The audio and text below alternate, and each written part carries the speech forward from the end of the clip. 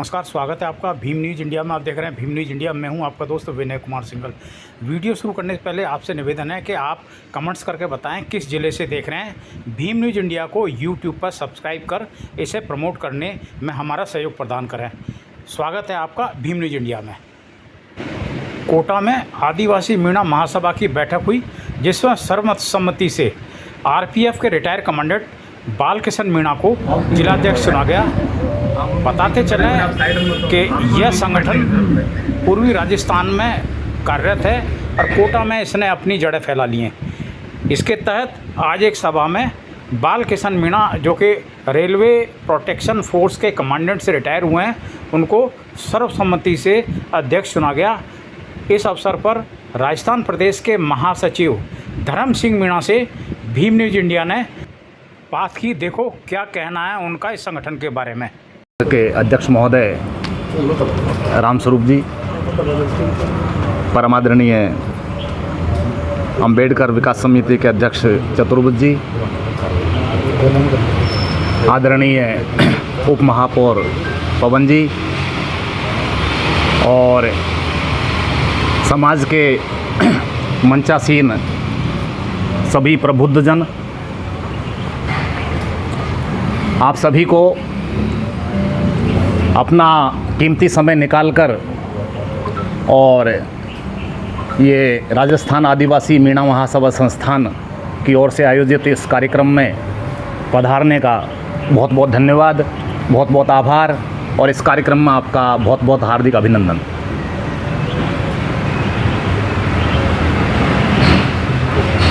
आप जितने भी ये महान विभूतियाँ यहाँ बैठी हुई हैं, महान इसलिए कि ये धरा अपने आप में महान है और ये हमारा परम सौभाग्य है कि हम लोग जो हमारे समाज के ही नहीं, देश के भी गौरव रहे हैं, स्वतंत्रता सेनानी परम श्रद्धेय भैरवलाल जी काला बादल जी की अथाई पर हम लोग बैठे हुए हैं। ये इससे बड़े गौरव की, इससे बड़े सम्मान की, इससे बड़े सौभाग्य की कोई बात नहीं हो सकती।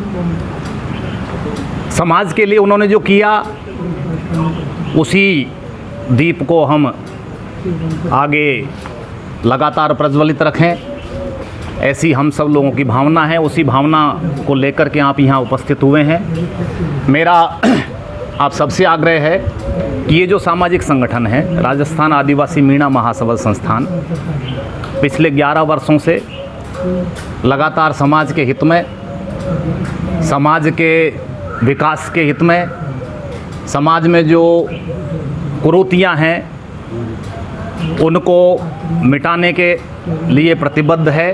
और हाड़ौती में इसका जो है प्रभाव उतना नहीं है, लेकिन मैं जहाँ समझता हूँ पूर्वी राजस्थान के सभी ज़िलों में ज़्यादातर जो समाज के प्रबुद्धजन हैं इससे जुड़े हुए हैं और काफ़ी धरातल पर इस संगठन ने काम किया है। जैसे हम देखते हैं बहुत सारी ऐसी चीज़ें हैं जो रूढ़िगत जो परंपराएं हैं, जिनमें कुछ अंधविश्वास से जुड़ी हुई चीज़ें हैं, जिसमें हम बहुत सारे बदखर्ची जो करते हैं, तो उधर हम लोगों ने काम किया है कि इसमें उन चीज़ों को ख़त्म करके और उस पैसे का सदुपयोग करें, चाहे वो शिक्षा के लिए हो, चाहे और समाज के लिए दूसरा कोई विकास कार्य हो, उसमें उस पैसे का उपयोग करें। इस तरह की पहल हम लोगों ने की है और वो काफ़ी हद तक सफल भी रही है।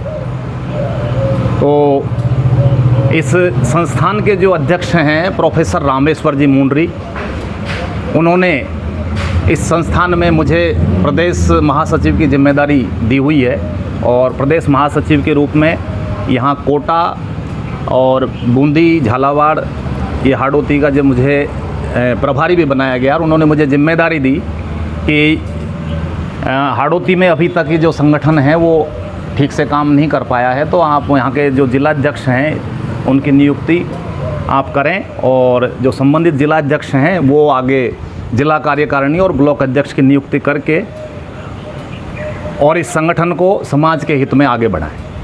तो मैंने जनरली एक नियुक्ति पत्र जो है सौंपना था जिलाध्यक्ष महोदय जो नए जो बनाने थे उनको। इसमें थोड़ा टाइम ज़रूर लगा, उन्होंने 7 दिन का टाइम दिया था, वो 15-20 दिनों को इस चीज़ को, लेकिन फिर भी मैंने सभी समाज के जो प्रबुद्ध जन हैं जिनसे मेरा परिचय है, उनसे मैंने सबसे चर्चा की, क्योंकि मैं यहाँ कोटा में मेरा पहला पोस्टिंग भी कोटा में रहा। उसके बाद 2003 से 6 में यहाँ कोटा में रहा नारकोटिक्स विभाग में। फिर 2016 से 2021 में भी मैं यहाँ रहा, और महावीर नगर 3rd में छोटा सा एक निवास बना रखा है आपके यहाँ इस नगरी में। और जितनी भी अपनी जो सामाजिक संस्थाएं हैं, चाहे हमारे जैसे पास में ही ये बालिका छात्रावास जो है, तो जब लक्ष्मण जी मीणा साहब आई जी हुआ करते थे, उसमें भी हम जो है उसके लाइफ मेंबर हैं उस समिति के। उसके बाद में आपका जैसे ये मीन भगवान का मंदिर बनाया, फिर जैसे मीन राजस्थान आदिवासी मीणा महासभा संस्थान की आज कोटा में बैठक है। इसमें राजस्थान प्रदेश के महासचिव धर्म सिंह जी मीणा कोटा आए हुए हैं। आइए हम इनसे बात करते हैं। स्वागत है भीम न्यूज़ इंडिया में सर आपका। जी बहुत बहुत धन्यवाद सर। ये बताइए आपकी ये संस्था है हाड़ौती में, ऑलरेडी आदिवासी मीणा समाज की काफ़ी संस्थाएं चल रही हैं और वो ठीक काम कर रही हैं। इस संस्था को कोटा में विस्तार करने की क्या आवश्यकता पड़ी? हाँ देखिए, मैं सेंट्रल ब्यूरो ऑफ नारकोटिक्स में मेरा पोस्टिंग रहा है यहाँ कोटा, झालावाड़ और हाड़ौती क्षेत्र में काफ़ी, और मैंने यहाँ नज़दीक से सबसे जुड़ा हुआ हूँ, कोटा, झालावाड़, बारां, इन ज़िलों में।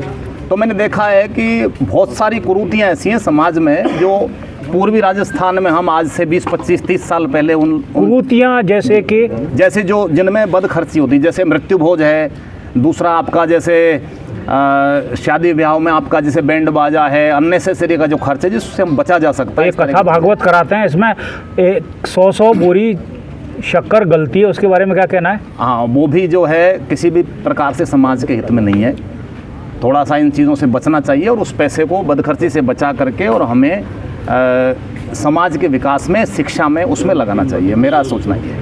लगता है आपको कि हाड़ौती में सुधार आएगा? जी बिल्कुल आएगा, और जो नई पीढ़ी है वो और हमारे जो समाज के जो प्रबुद्ध जन हैं वो भी इस बारे में काफ़ी जो है गंभीर हैं। निश्चित रूप से इसमें सुधार आएगा।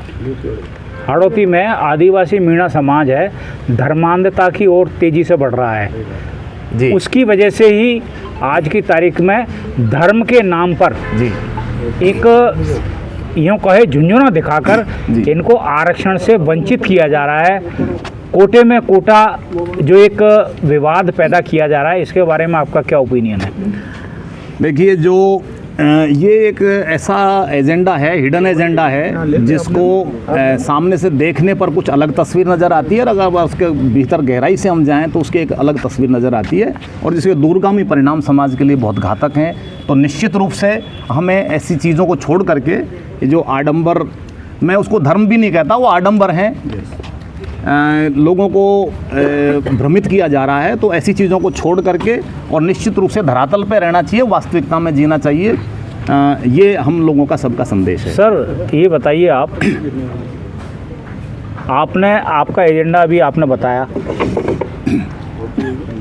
बुराइयां खत्म करनी है समाज से। जी एक बात बताइए, आज की तारीख में जो आरक्षित वर्ग है जी, मानो या न मानो, जी, आरक्षण की वजह से ही आगे बढ़ा है जी। यदि आरक्षण खत्म हो गया तो बुराई तो छोड़ो, ये समाज ही खत्म हो जाएगा। इसके बारे में क्या कहना है? जी बिल्कुल सही कहना है आपका। आरक्षण के बारे में हम सबको एकजुट रहना है, और जो ये चाहे वो निजीकरण में आरक्षण हो, चाहे कोटे में कोटा हो, चाहे जिस तरह से वैकेंसीज जो आजकल निकल रही हैं, पहले जैसे एक यूनिवर्सिटी में जैसे 50 वैकेंसी एक साथ निकल रही थी, तो हमारी जो 3-4 सीटें आती थी, अब आजकल वो डिपार्टमेंट वाइज 4 या 5 सीटें आ रही हैं, उसमें हमारी जो सीटें हैं वो गोल कर दी जा रही हैं, हमारा नंबर ही नहीं आता। तो इस तरह का जो एजेंडा है, इसके खिलाफ हमको पुरजोर हमारे जो न कि केवल समाज के बल्कि हमारे जनप्रतिनिधि हैं उनको भी, चाहे वो किसी भी पार्टी में हो, तो इसे उनको सबको मिलकर के मजबूती से खड़ा होना। इस रूट लाइन पे तो कोई काम ही नहीं कर रहा। आप तो सुधार की बात कर रहे हैं, समाज सुधार की बात कर रहे हैं, एजुकेशन की बात कर रहे हैं, ये बात कर रहे हैं, वो बात कर रहे हैं। अभी तक किसी भी आदिवासी संस्थान ने आरक्षण को बचाने की मुहिम में कोई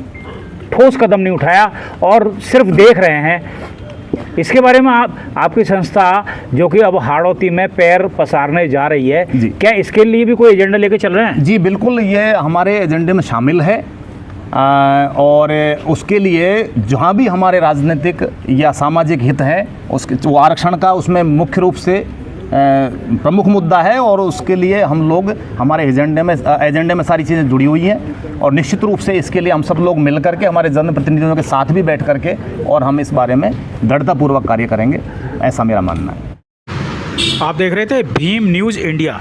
यदि आपको हमारे द्वारा दिखाई गई खबरें पसंद है तो प्लीज़ हमारे चैनल को यूट्यूब पर सब्सक्राइब कीजिए, लाइक कीजिए, शेयर कीजिए, कमेंट्स कीजिए।